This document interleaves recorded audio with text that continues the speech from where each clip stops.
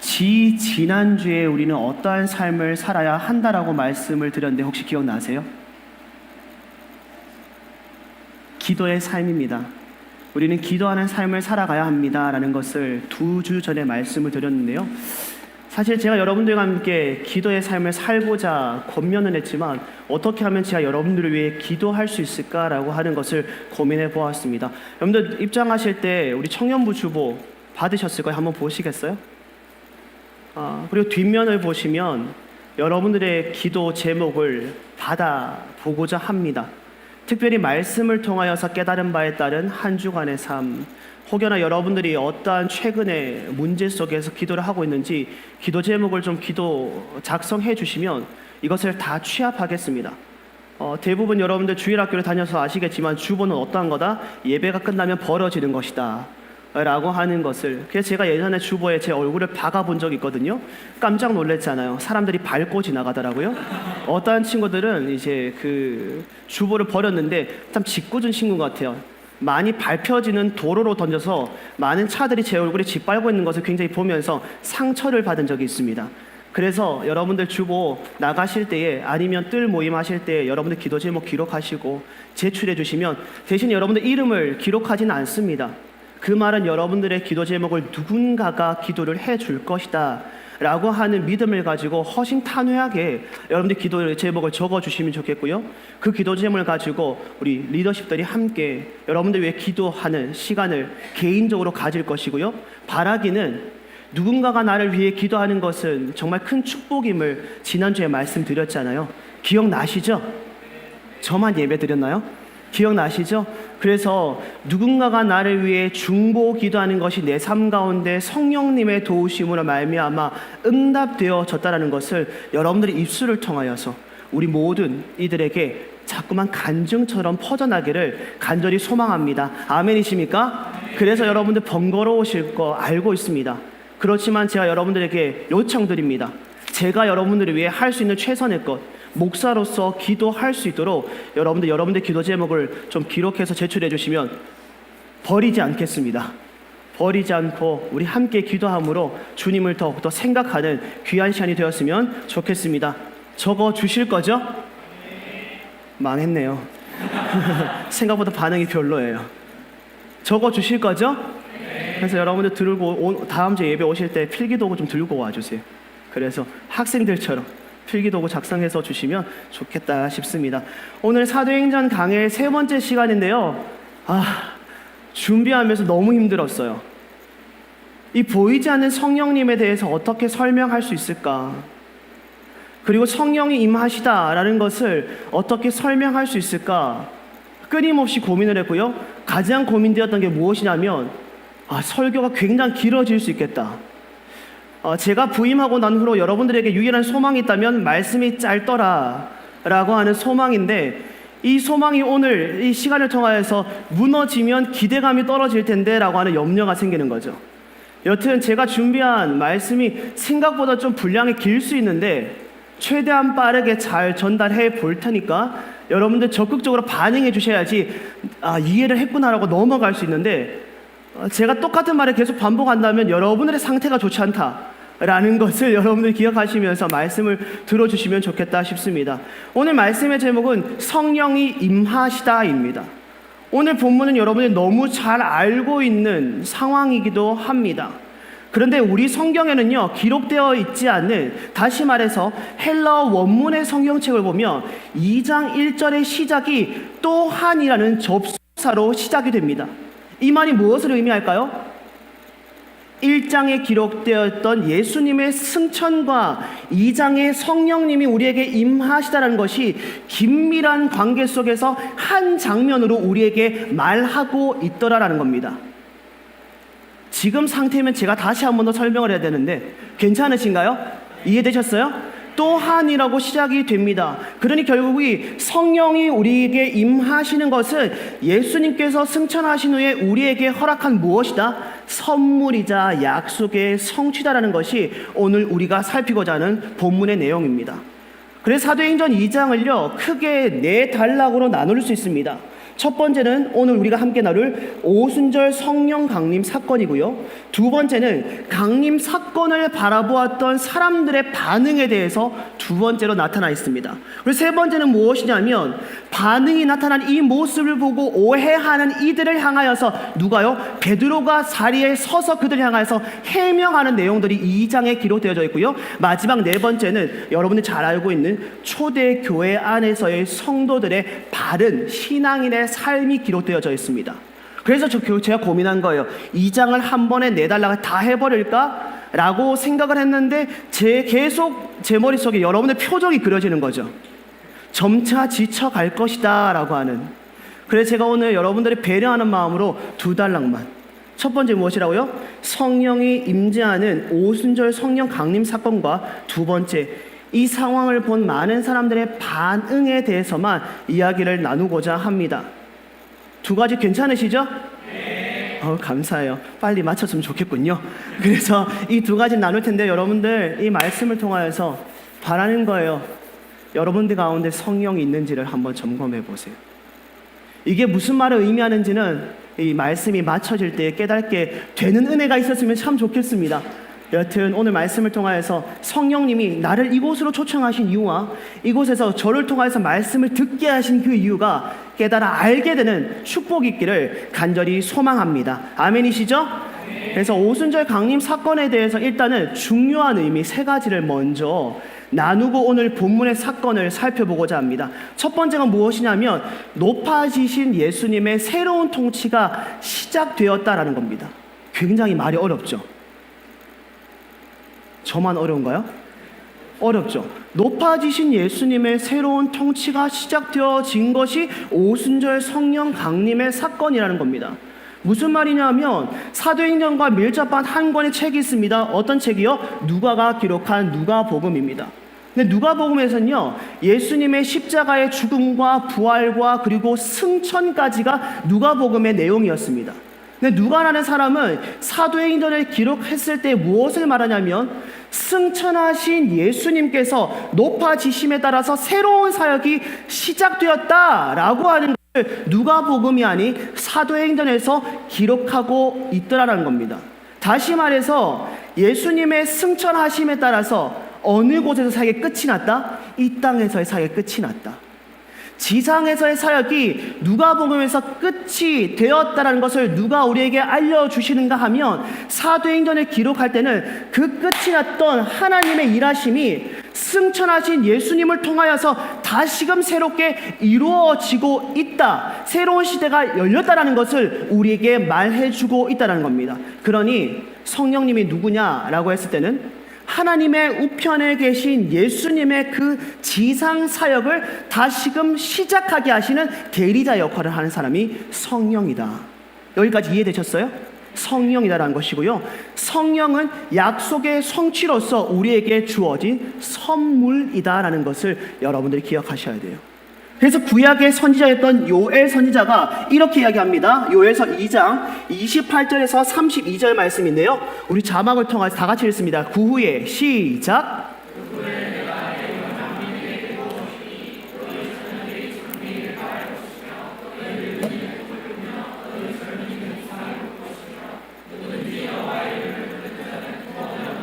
요엘 선지자의 이 고백은 이 땅 가운데 성령을 선물로 받은 자들을 통하여서 이루어진 요엘 선지자의 구약의 약속의 성취가 오늘 오순절 성령 강림을 통하여서 시작되었다라고 하는 것을 우리에게 말하고 있는 거예요. 그 첫 번째가 뭐라고요? 높아지신 예수님의 새로운 통치가 성령님을 통하여서 이 순간 시작되었다는 거죠. 두 번째가 무엇이냐면 성령께서 주도하시는 새 언약 시대가 열렸다라는 겁니다.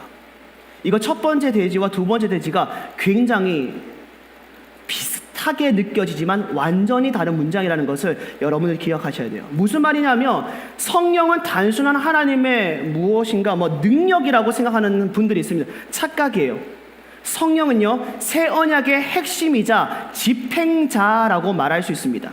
제가 먼저 말했을 때는 성령이 어떤 사람이라고요? 예수님의 지상사역의 대리자이자 이 모든 것들을 이루어 가시는 집행자라는 겁니다. 그래서 성령이 없이는요, 그 누구도 새 언약의 역사에 동참을 할 수가 없다라는 게 핵심입니다. 그래서 하나님의 자녀에 대한 신분이 성령님이 임하기 전과 이후의 기준이 달라집니다. 이전에는 예수님을 나의 구주로 영접하는 순간 우리는 하나님의 자녀가 될 수 있는데, 예수님께서 하늘의 우편에 승천하신 후에 우리에게 선물로 누구를 주셨다? 성령을 주셨는데, 우리가 믿음으로 말미암아 내 안에 누가 있어야 되는 거예요? 선물을 받는 자가 되어야만이 우리가 하나님의 자녀가 되었다라는 것을 고백할 수 있게 된다는 것이죠. 그러니 오순절 성령 강림 역사를 통해서 이전에는 주님을 믿음으로 고백하면 나 하나님의 자녀입니다 라는 것이 우리에게 허락되지만, 성령이 이 땅 가운데 일하시기, 집행자로서 대리자로서 일하시기 시작하신 순간부터는 우리 안에 누가 있어야 된다? 성령이 있어야만, 성령님과 함께하는 동행하는 삶을 살아가야만이 우리가 진짜 하나님의 자녀임을 내가 주님 앞에 고백할 수 있게 된다는 거죠. 이 말씀이 로마서 8장 9절에 이렇게 기록되어져 있습니다. 읽습니다. 시작. 우리 옆 사람에게 고백할까요? 성령님께서 당신과 함께 하십니다. 시작. 두 가지 반응이에요. 진심 어린 고백이 있는가 하면 본인이 본인의 신앙을 알거든요. 다른 사람이 나를 향하여서 성령님이 당신과 함께 하신대요. 이 말을 듣는 순간 머쓱한 사람들도 분명히 있을 거라는 거죠. 여러분들의 영혼을 점검하셔야 돼요. 내가 주님께 믿음의 고백 그 후에 내 안에 성령님과 동행하는 삶을 살아가고 있는가? 근데 굉장히 이 말이 두루뭉술하게 들릴 겁니다. 성령님이 함께 하신 삶이 무엇일까? 그들이 말하는 성령의 임재를 경험하는 삶이 무엇일까? 라고 하는 두루뭉술함이 있을 건데, 결론 부분에서 조금이나마 해결이 되면 참 좋겠다는 생각인 거죠. 이 사건이 당시에 굉장히 큰 역사예요. 왜 그러냐면 많은 유대인들이 하나님의 자녀라고 철석같이 믿고 있었다는 거죠. 그런데 이제는 예수님을 통하여서 성령을 받은 모든 사람이 하나님의 참된 백성이 될 수 있다. 이제 기준이 달라진 거예요. 내 혈통과 내가 태어난 그곳과 내 아비가 누구이며 누구의 후손인지에 따라서 하나님의 백성이다, 아니다, 이방인이다라고 말했던 이 모든 기준들이 성령의 강림 사건을 통하여서 완전히 제로가 있어요. 사실 우리는 이방인들이죠. 혹시 이 자리에 유대인들이 있으세요? 혹시 조상을 걸러서 올라가면 나는 유대인의 후손이다 있으세요? 없잖아요. 이처럼 우리는 사실 이 기준이 없었다면 우리는 어쩌면 그들에게 인정받지 못한, 나는 인정하는 그들에게 인정받지 못하는 하나님의 자녀일 수 있다는 거죠. 근데 이제는 그 기준이 다 깨트려졌다는 것을 오늘 이 상황을 통해서 우리에게 말씀하고 있는 거예요. 그리고 세 번째입니다. 이 부분을 뺄까 말까 고민을 하다가 해야 되겠다. 근데 분명히 추후에 저한테 질문하는 분들이 있을 텐데 질문 받지 않도록 하겠습니다. 근데 잘 들어주세요. 저희 합동 측에 근거한 신학적인 내용입니다. 이해되셨죠? 합동 측에 근거한 신학적인 베이스를 기본으로 해서 이 말씀을 전합니다. 다 같이 읽습니다. 오순절 성령 사건은 시작. 오순절 성령 강림은 단회적인 역사적 사건입니다. 단회적인 거예요. 성령님의 역사는 그때 단회적으로 이루어진 특별한 역사의 사건이라는 거예요. 이게 왜 제가 좀 조심스러운지 아시겠어요? 아마 신학적으로 이 부분에 대해서 고민을 했던 분들이라면 왜 목사님이 저렇게 조심스러워 하실까라고 생각할 수 있을 것 같습니다. 근데 보세요. 예수님의 공생애와 십자가의 죽음과 부활의 승천은 분명히 단 한 번 우리에게 보여주신 단회적인 그분의 삶입니다. 여기까지 이해되셨어요? 혹시 지금도 그런 거 있잖아요. 많은 이단들이 자기가 예수다라고 말하는, 그게 통상 우리나라에 현재 예수가 한 50명 정도가 있다고 제가 알고 있거든요. 50명, 내가 예수다. 그래서 사실 50명을 딱 일렬로 세워서 누가 예수인지 한번 확인해 보고 싶어요. 근데 예수가 있을까 없을까요? 없어요. 그분은 지금 하나님의 우편에 앉아 계시는 거거든요. 근데 그분 또한 이 땅 가운데서 공생애가 단 한 번 이루어진 거죠. 그리고 그분이 승천하신 후에 하나님의 우편에 앉아 계실 때 우리에게 성령의 선물을 그때 처음으로 허락하신 거죠. 즉 그 단회적인 역사를 통하여서 오순절 성령 강림의 그 사건이 이루어졌다는 것을 말하고 있는 거예요. 이 말에 대해서 어떤 사람이 왜 논란이 생기냐면 이 질문 때문이에요. 오늘날에도 성령 강림이 계속해서 일어나고 있는가라는 질문 때문에. 설교 다시 시작할까? 표정이 갑자기 멍해지기 시작했어요. 이해되세요? 단회적으로 성령 강림의 역사가 이루어졌는데 그럼 지금 이루어지는 성령의 사건들은 무엇입니까? 라고 말하고 있는 거죠. 자, 정리할게요. 그때 역사하신 성령님, 그 성령님의 강림을 체험한 많은 사람들을 통하여서 그때의 역사하신 성령님이 지금도 일하고 계신 거예요. 망했네. 이해되세요?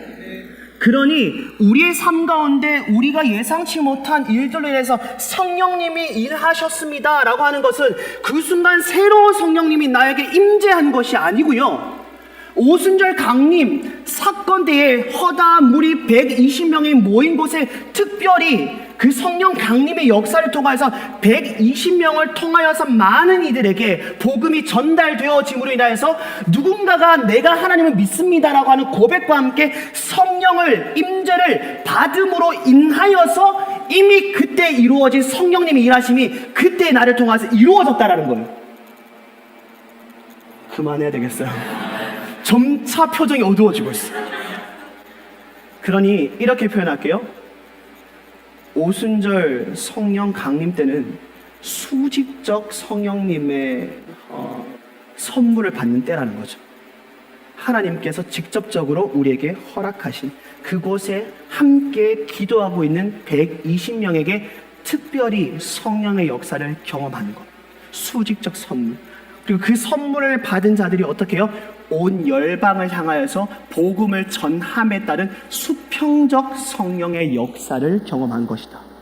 그러니 우리는 그때의 수직적 선물을 받은 이들이 온 열방을 향하여서, 그래서 우리 1장 8절 암송해 볼게요. 시작.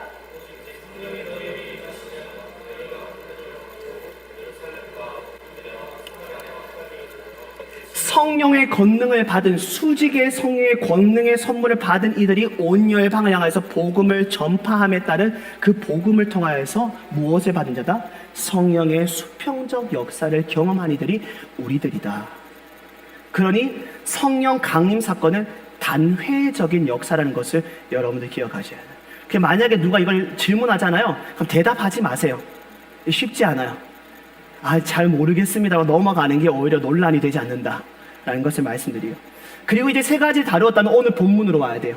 오늘 사건에 대해서 이야기를 한번 나눠볼게요. 우리 1절 다 같이 한번 읽어볼게요. 오순절 날이 시작. 여러분들 오순절은요, 오순절과 유월절과 초막절, 그러니까 구약의 3대 절기에 속하는 날입니다. 그래서 많은 사람들이 예루살렘으로 모이기 시작했어요. 근데 여러분들 오순절의 그 절기의 의미가 무엇인지 아십니까? 6월절로부터 50날이 지난 날이에요.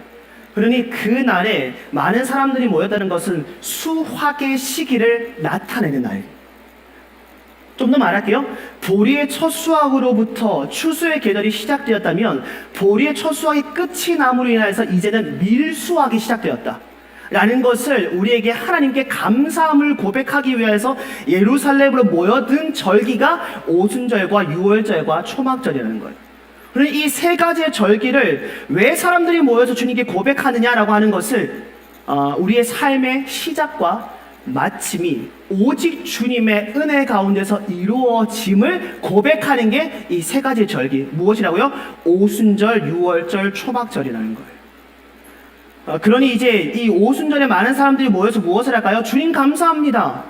지금까지 내가 삶을 살아가는 것을 주님께서 우리의 삶 가운데 역사하신 그 은혜로 인하여서 내가 지금까지 살게 되었습니다라는 것을 나타내기 위해서 그 감사함을 고백하기 위해서 모였다는 거죠. 근데 그때에도 120명의 사람들이 오순절 다락방에 모여서 무엇을 하고 있었다? 기도하고 있었다는 거죠.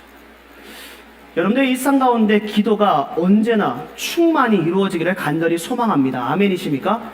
특별히 오늘 오전 담임 목사님의 설교가 너무 저에게는 와닿았어요. 기도의 응답이 되기를 원한다면 기도를 해야 한다는 거예요. 여러분들이 바라는 구하는 것이 응답되기 원한다면 여러분들이 기도를 해야 한다는 거예요. 그러나 그 응답의 방법은 그때는 아무도 알 수 없다는 거죠. 오늘 지금 120명의 사람들이 무엇을 하고 있다고요? 오순절날에도 다른 무엇을 하기보다는 기도하기 위해 힘쓰고 있다는 것을 우리에게 말해주고 있는 거예요. 그때의 초자연적인 현상이 나타나기 시작합니다. 2절과 3절이에요. 같이 읽습니다. 호련히 시작.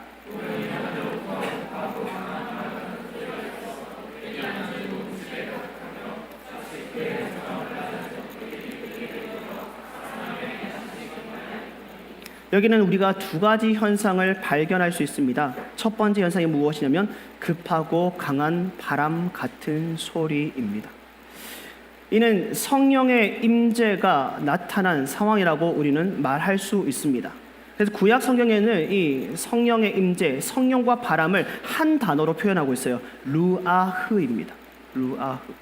그리고 여기서 지금 세찬 바람이라는 것을 성령님께서 임재했다는 것을 우리는 구약의 단어를 통하여서 확인해 볼 수 있는 것이죠. 그래서 특별히 이 바람과 관련된 성령의 임재를 나타내고 있는 말씀 두 구절이 있는데요. 사무엘하 22장 16절의 말씀입니다. 다 같이 읽어볼게요. 시작.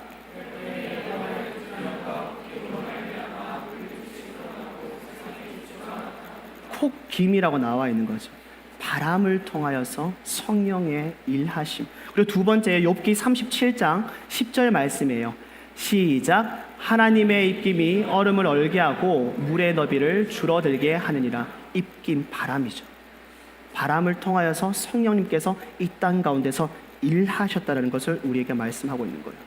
특별히 이 바람이라는 것은 또 다른 거와 관계가 긴밀해요. 무엇이냐면 생명입니다. 여러분들 하나님께서 사람을 창조하실 때 무엇으로 창조하셨을까요? 흙이에요. 흙을 통하여서. 근데 그 흙이라는 것이 어떤 흙인지 잘 알고 계시죠? 티끌이에요. 그럼 티끌이 어떤 흙을 말해요? 아무짝에 쓸모없는 먼지와 같은 흙을 주님께서 빚으시고 빚은 후에 무엇을 불어넣으셨을 때? 생기를 부어 넣으셨을 때에 생령이 되었다라고 우리가 말하고 있는 거죠. 그런데 이런 거예요. 하나님께서 생기를, 생명을, 특별히 쓸모없는 흙을 빚으셔서 넣지 않았다면 그거는 생명이 없는 거죠. 즉 우리에게 이걸 적용하면 우리는 이미 하나님의 은혜로 말미암아 빚어지고 이 땅 가운데 태어나게 된 줄로 믿습니다. 아멘이십니까? 근데 많은 사람들은 다시금 거듭나야 하는 거예요. 어떻게 해요? 성령을 통하여서. 주님이 나의 구원자 되십니다 라는 것을 통하여서 성령님이 내 안에 임할 때 우리가 다시금 거듭나는 것이죠. 근데 이 거듭나기 전까지는 어떤 자예요? 세상 가운데는 쓸모 있는 자라고 말할 수 있지만 주님의 관점에서 내 안에 성령님이 없는 자라면 어떤 자일까요? 주님 앞에서는 쓸모가 없는 자죠. 세상 속에서는 박수받아 마땅한 사람일 수 있지만 교회라는 하나님의 자녀의 관점으로 볼 때는 티끌과 같은 존재일 수밖에 없다. 내가 너를 사용하려고 하니 너에게는 새로운 생명과 거듭남과 성령이 없는 티끌과 가도 같은 세상 사람들로부터 인정받는 삶을 살아가는 존재일 수밖에 없다는 것을 우리에게 말해주고 있는 것. 그래서 여러분들에게 이렇게 고백합니다. 이곳에 성령의 강력한 바람이 매주일마다 불어 일어나기를 간절히 소망합니다. 아멘이십니까? 근데 성령의 역사는 단회적이에요. 그러니 성령의 임재를 경험하는 것을 말하는 것이 아니고요. 무엇을 말할까요? 성령님의 일하심을 경험하는 매주일이 되었으면 좋겠고, 혹여나 지금도 내가 이곳에서 예배를 드리고 있지만 내 삶의 주인이 주님이 아닌 성령님의 임재하심에 따라 삶을 살아가는 것이 아닌 그저 종교인으로서 삶을 살아간다면 제가 무엇을 바랄까요? 속히 성령님이 임재하시는 새로운 거듭남의 역사가 매주마다 이곳에 누군가 한 사람이라도 이루어지는 역사가 있으면 참 좋겠다라는 생각이 드는 것이죠. 아멘이십니까? 그래서 저는 이곳에 새 가족들이 넘쳐나길 바라요. 우리 교회의 부흥을 기대하기보다는 주님 앞에서의 새로운 영혼이 계속해서 새롭게 태어난 역사가, 또 그 역사를 기대하고 바라는 것이 먼저 성령 받은 우리들의 가장 큰 소망이자 바람이 되어야 되는 것은 아닌가라는 생각이 드는 것이죠. 그리고 또 보세요. 또 한 가지 놀라운 현상이 있습니다. 3절에 보시면 이렇게 기록되어 있어요. 불의 혀처럼 갈라지는 것입니다. 불이라는 것은 우리는 계속 구약의 말씀들을 생각해 보아야 돼요. 무엇을 말할까요? 성령의 임재입니다. 특별히 출애굽기에 성령의 임재가 나타나는 현상이 굉장히 많이 나타납니다. 세 가지인데요. 출애굽기 3장 2절 말씀이에요. 읽어볼게요. 시작.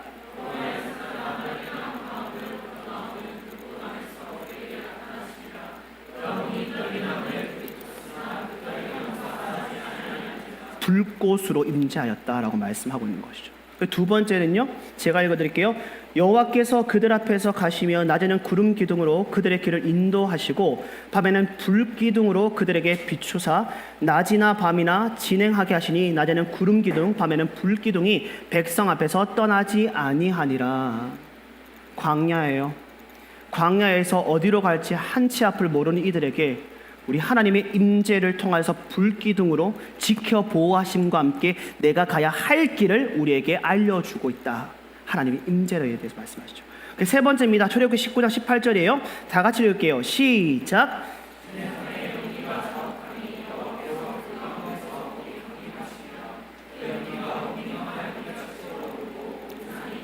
불 가운데서 거기 강림하심. 하나님의 임재라는 거죠. 그 임재가 지금 신약에 어디에 나타나고 있다고요? 오순절 다락방 120명에게 허락되어졌다고 말하는 거죠. 특별히 어떤 현상으로요? 불의 혀처럼 갈라지느니라. 여기서 혀는 무엇을 말할까요? 말입니다. 말. 주님의 임재를 경험한 이들을 통하여서 말로서 무엇을 할까요? 각기 다른 언어로 말을 하지만 그들을 통하여서 증언된 성령의 임재를 경험한 이들로부터 하나님이 나타나는 것, 불의 혀처럼 갈라지는 것, 각기 자기의 처소에서 내 입술을 통하여서 말을 하매 각기 다른 언어와 각기 다른 이야기를 하지만 결국 무엇을 나타낸다? 하나님을 나타내는 복음을 나타내는 삶을 살아가야 된다라고 말하고 있는 거죠. 그래서 그때에 특별히 성령의 강림을 통하여서 나타난 증상이 있잖아요. 뭔가요? 방언이에요. 각기 다른 언어로 방언을 말하더라. 근데 놀라운 게 뭔지 아세요? 11절에 이렇게 기록되어 있어요. 그들이 방언으로 각기 다른 말을 하지만 그 모든 말의 의미가 무엇이다? 하나님의 큰일이었다. 아멘이십니까? 이게 우리가 성령 받은 자로서의 말의 삶이 이루어져야 되는 거죠. 여러분들 어떤 삶을 살아가세요?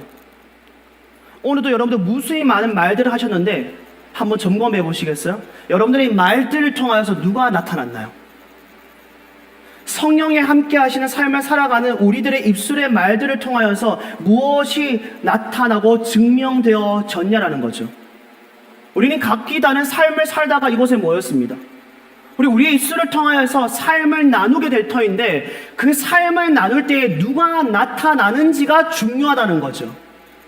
세상을 나타내시겠어요? 내 삶에 대해서 내 삶에 허락되어졌던 그것들, 좋은 것들을 자랑하시는 말들을 하시겠어요? 아니요. 교회에서 뜰장 모임을 할 때는 가장 중요시 나누어져야 하는 것은 내 삶 가운데 역사하시는 하나님의 큰 일이 끊임없이 나누어지는 게 가장 중요하다는 거죠. 그를 나누기 위하여서 인위적으로 우리가 뜰 모임을 진행하고 있는 거예요. 그래서 뜰장님들 부탁드립니다. 뜰 모임 때는 다른 이야기보다 여러분의 삶 가운데 이루어졌던 시시콜콜한 이야기보다 하나님의 큰 일들이 나누어질 수 있도록 뜰장님들이 잘 모임을 이끌어 주시면 좋겠다. 표정이 뜰장이 어두워졌어요. 그래서 중요한 거는요, 각자의 말로 말들을 표현하지만 그 말들의 의미는 하나였다. 하나님의 큰 일들을 말하고 있다라고 하는 겁니다. 그리고 또 다른 하나됨이 한 가지가 있습니다. 무엇이냐 하면 그들의 삶을 통하여서 하나가 되어졌다라는 겁니다. 이게 무슨 말이냐면 구약의 바벨론 사건을 우리는 살펴보아야 돼요. 여러분들 바벨론 사건 때 많은 사람들이 하나 되기 위해 노력했습니다. 맞죠? 그래서 바벨탑을 쌓기 시작했어요. 근데 하나님께서 그들을 흩으십니다. 근데 흩으셨던 방법이 무엇일까요? 말입니다. 말이 혼란스러워지기 시작하더니 아무리 하나 되려고 노력했음에도 불구하고 흩어지는 결과를 맞이하게 되더라는 겁니다. 말 때문에. 근데 어떤 말을 했기 때문일까요? 하나님의 큰일이 아닌 자기의 큰일을 자꾸만 말했기 때문에 하나님이 보시기에 그들이 하나 되는 것은 원하지만 그들의 하나됨을 통하여서 자꾸만 주님이 가려지는 그 현상을 방지하기 위해서 언어를 혼란스럽게 했다는 겁니다. 근데 그때에 흩어졌던 이들이 지금 무엇을 하고 있다고요? 각기 다른 언어로 말하고 있지만 하나 되는 역사를 경험하고 있다는 거예요. 여기까지 이해되세요? 자기의 말로 하나님께서 원하지 않는 말들을 하기 시작하니 하나님은 흩으셨습니다. 근데 그 흩어졌던 모든 족속들이 지금 성령님이 강림하시는 역사를 통해서 각기 다른 방언의 말들을 하지만 그 말들이 하나님의 큰이라는 것을 말의 의미에 하나 되기 시작하더니 다시금 온 열방이 무엇이 되었다? 하나가 되는 역사. 이걸 우리는 어떻게 표현할까요? 교회라고 표현하죠. 그래서 우리 옆 사람 보면서 이렇게 말하잖아요. 형제요, 자매요. 우리는 하나의 가족입니다라고 표현하는 것은 결국 우리가 흩어지지 않음, 성령의 임재로 인하여서 우리가 하나됨, 우리의 입술을 통해서 하나님을 나타내심, 그러한 자들이 우리가 함께 모여 그룹을 이루고 있는 게 교회다. 즉 우리는 세상 속에서 내 개인의 교회의 삶을 살아가는 것, 그 각기 다른 삶을 살아갔던 교회들이 다시금 유형적인 교회로 모인 게 주일 예배, 교회다라고 말하고 있는 거죠. 여러분들이 교회라는 것을 인지한다면 세상 속에서 어떤 삶을 살아가야 될까요? 이곳에서 예배를 드리는 것처럼 삶을 살아가야 돼. 이곳에서 여러분들이 나누는 대화처럼 세상 속에서 나는 교회이기 때문에 그곳이 여러분들 통해서 교회가 될 수 있도록 여러분들이 말을 해야 되는 거예요. 그래서 그 말들을 통해서 누군가가 하나님을 알게 되고 하나님의 큰 일에 대해서 관심을 가지게 되고 그곳에서 나를 통해 또 다른 한 사람이 교회가 되고 그 사람이 다시금 모여서 교회라는 유형을 만들어야 되는 거죠. 오늘 말씀 어렵다 했잖아요. 저도 고민했다니까요. 중요한 것은 나는 교회다.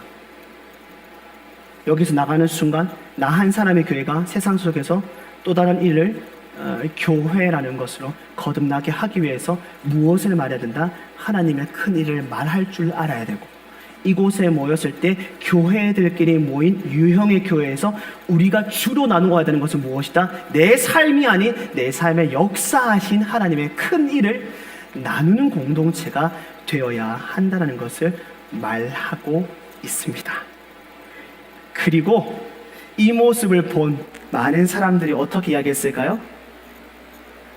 경건한 유대인들이 그들을 향해서 이렇게 말해요. 이곳에 모인 사람들 다 이스라엘 백성들이 아니냐. 여러분 그거 아시죠? 유대인의 입장에서 이스라엘 백성들 어떤 사람일까요? 유대인에서 태어난 사람들은 미천한 자를 의미하는 말이에요. 부족한 자를 의미할 때가 갈릴리 사람들이라고 이야기를 하고 있는 거죠. 그런 사람들 보면서 어떻게 말했을까요? 무슨 말을 하는지 모르겠는데 그 방언의 말들이 자꾸만 나에게 들려지고 이해가 된다. 무슨 말로? 하나님의 큰일로써. 그래서 그들의 최대 반응이 이거예요. 13절 보시겠어요? 어떤 이들은 조롱하여 이르되 그들이 새 술에 취하였다라고 얘기하고 있는 거죠.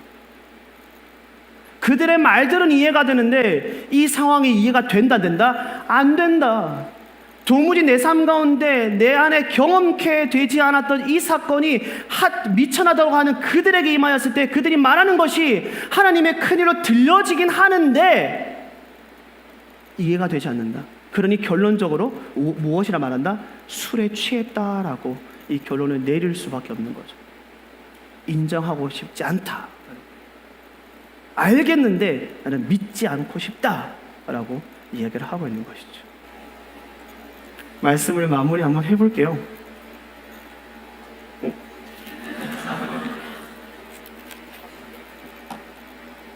여러분들 주보에 보시면 제가 처음에 질문을 이렇게 적었을 거예요. 여러분들 생각하는 성령 충만함이란 무엇입니까? 이제 이거에 대해서만 이제 답을 드리고 말씀을 마치려고 해요. 이걸 제가 이렇게 비유해 볼게요. 결혼이라는 것을 두고 한번 비유를 해볼게요.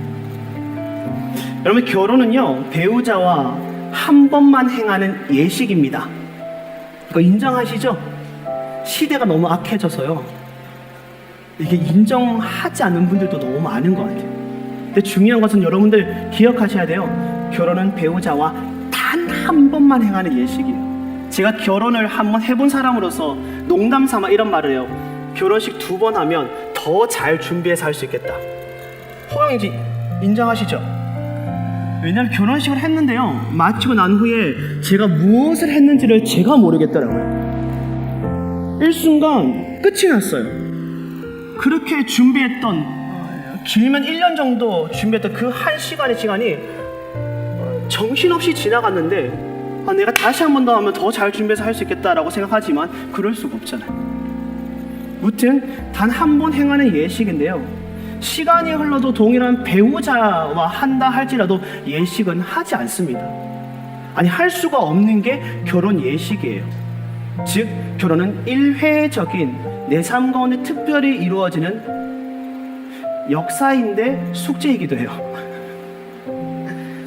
그런데 사랑은 그러지 않다라는 거예요. 사랑은요, 단 한 번의 의식이나 이벤트를 통하여서 만들어지는 것이 아니다라는 거죠. 단 한 번 이례적으로 우리 사랑하자라고 해서 서로 간에 노력이 없으면 이 사랑은 결코 깊어질 수가 없는 거예요. 부부가 되었어요. 사랑했기 때문에 단회적인 일을 통하여서, 예식을 통하여서 부부가 된 거는 사실인데, 부부가 되었음에도 불구하고 이 사랑이라는 것이 깊어지길 바라고 커지기를 원한다면 무엇을 해야 된다? 서로가 노력할 때에 비로소 이 사랑이 더욱더 깊어지고 커질 수 있다. 쉽게 말해서 사랑은 훈련을 통하여서 게을리하지 않아야 한다는 것을 나타내고 있는 거죠. 근데 보세요, 성령 세례를 결혼이라고 한번 비교해 볼게요. 단회적이에요. 일회적으로 이루어지는 거예요. 우리는 세례를 받잖아요. 성령 세례를 받으면 우리는 하나님의 자녀가 되었음을 고백합니다. 그 후로부터 우리 가운데, 우리 안에 성령님은 함께 하십니다. 예수님께서 우리에게 선물로 허락하신 성령님께서 나와 함께하는 삶을 살아갑니다. 그런데 중요한 것은 그 단 한 번의 예식을 통해서 이후에 내 안에 함께 하신 성령님과 어떠한 삶을 살아내느냐가 어쩌면 더 중요한 그리스도인의 숙제라고 말할 수 있는 거죠. 여러분들 세례 받으셨잖아요. 주님을 나의 구원자로 고백하심으로 인해서 거듭났다라고 여러분들 믿으시잖아요. 그럼 여러분들 안에는 어느 순간 내 안에 성령님이 함께 하시는 삶을 지금도 살아내고 계시는데, 지금 여러분들 함께 하시는 성령님과 어떠한 삶을 살아내느냐가 더 중요하다는 거예요. 사랑 없는 결혼 생활 상상해 보시겠어요? 너무 사랑해서 한 사람과 예식을 통해 하나가 될 것을 만인들 앞에서 공포했는데, 주님 앞에서 결혼 예식을 통해서 공포받았는데, 이후에 서로에 대한 사랑의 노력이 없어서 사랑 없는 결혼 생활을 한다는 게 얼마나 그 당사자의 삶 가운데 황폐함으로 찾아올까. 이를 우리에게 말해볼게요. 매 순간 성령님과 함께하는 충만한 삶을 살아가야 할 우리들이 성령 충만함이 없는 삶을 살아가는 것이 내 안에 내 영혼이 얼마나 메마르게 되는 삶을 살아가는가에 대해서 여러분들이 생각해 보셔야 한다는 것이죠. 그럼 성령 충만한 삶 무엇입니까, 목사님? 그래서 성령 충만함 무엇이냐고요? 저 그냥 말씀 3가지를 근거로 해서 여러분들에게 설명해 드릴게요.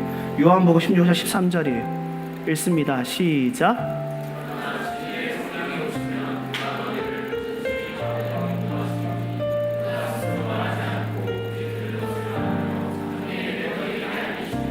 성령님께서 내 안에 함께 하시면서 인도하시는 그 길이 어떤 길인 줄 아세요?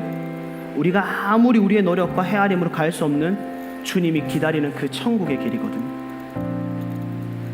성령님 하나예요. 우리의 길을 인도하심에 따라서 우리가 이 땅 가운데서 잘됨과 누림의 길을 인도하시는 게 아니고요, 이 땅 가운데 삶을 살아갈 때 주님께서 원하시는 길로 인도하실 거고요, 그 끝의 종착지는 어디라고요? 하나님께서 2팔 벌려 기다리는 그 길로 성령님께서 인도하고 계시다는 거예요. 아멘이십니까? 그래서 여러분들 뜻대로 되지 않는 게 그리스도의 인생입니다. 여러분들 바람대로 내 삶 가운데 허락되지 않음도 축복임을 고백할 수 있는 장성한 신앙인이 될 수 있기를 간절히 소망해요.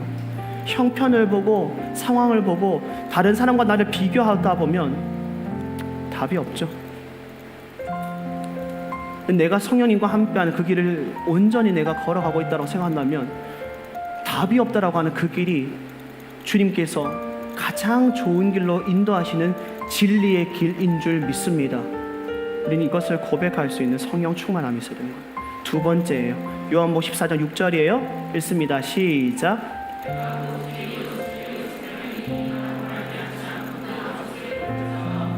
그 길로 인도하시는 거. 세 번째예요. 요한복음 14장 16절이에요. 시작.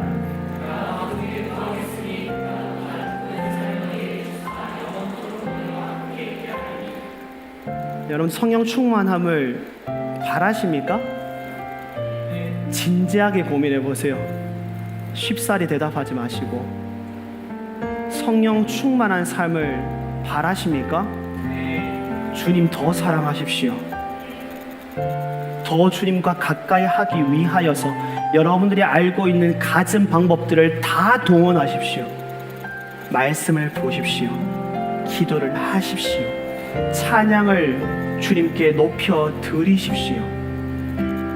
주님이 우리에게 알려주신 방법을 전혀 내 삶 가운데 실행하지 않으면서 성령 충만을 바란다는 것은 너무